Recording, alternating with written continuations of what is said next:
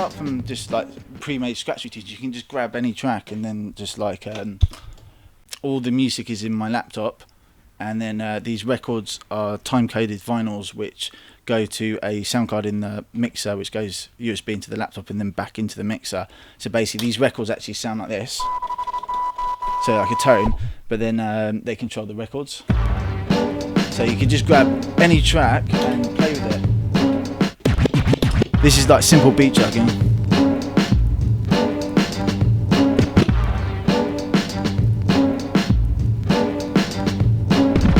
Which is beat juggling is mainly like looping the basic forms of it.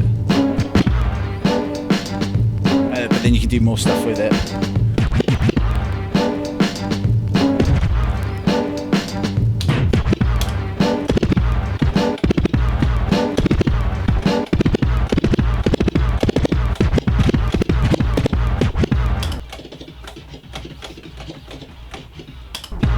And then you've got things in Serato called cue points, where you can leave markers and then re-trigger what you're doing. So yeah.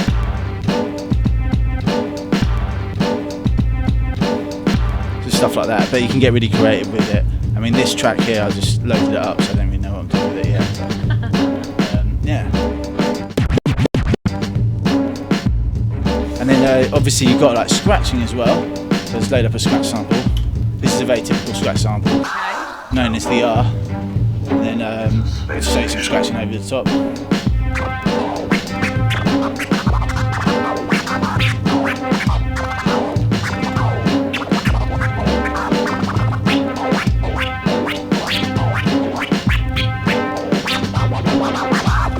And you can put effects on it.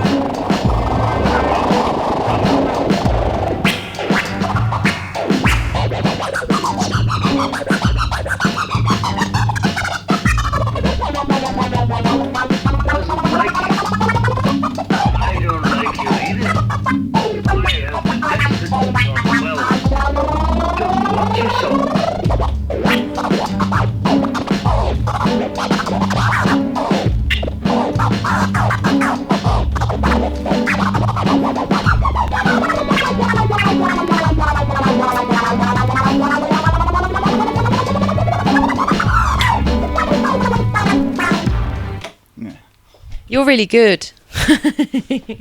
Okay, so you're known for your scratch routines, obviously. Can you describe them to me a bit? How does it all work?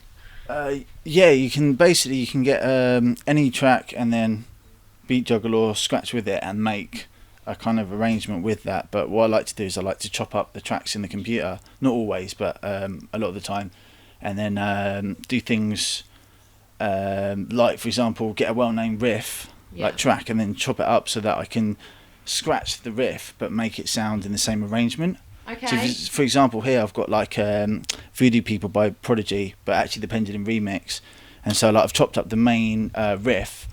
So if I were to just play it now without scratching it, it would sound a bit weird. But that first bit, I've like chopped it up so that I have to scratch it. So okay, it like, let's get stuck in.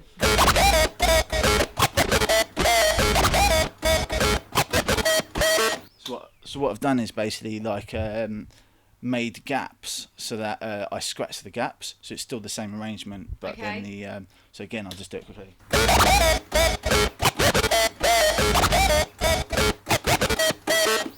And then you can make that as like complicated or as simple as you like, basically. Okay, how so? Talk to me. Right, okay, so this routine is really pretty simple. So I'll just show it to you. The hoodoo, what you don't dare do, people.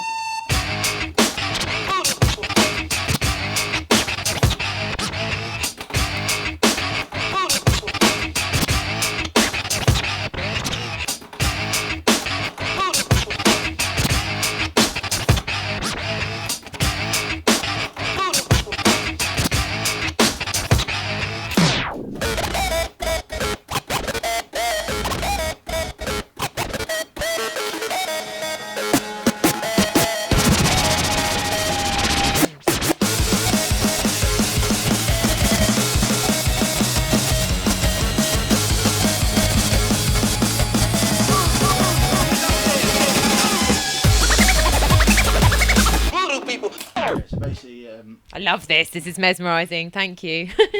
Yeah, so that one's just been made really simple so that That was simple. the idea of it is to make it so that I can still scratch, but people can still dance to it, sort of. Okay, yeah. So Dancing is important. That makes sense. And then so basically, it's just getting stuff and chopping it up. In this particular routine for this one, actually, it's a producer called Scope, and his track's called Mississippi. And so I managed to get the stems, the parts of the tracks. Okay, yeah. So I've got all the I don't actually have the original track to play, but this is like the guitar samples. I've chopped these up so I can scratch them up. So basically I've got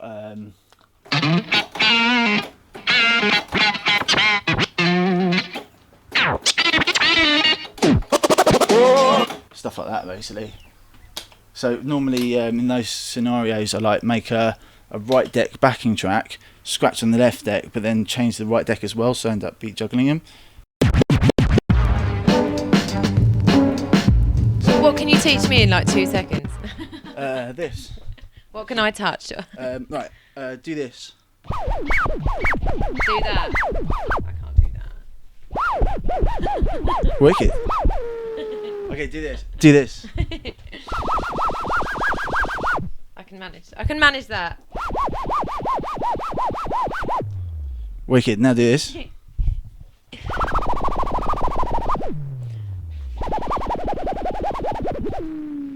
Okay, do this.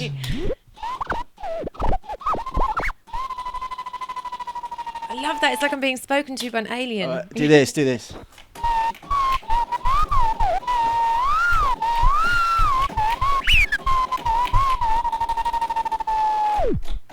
I wasn't watching. No, go on.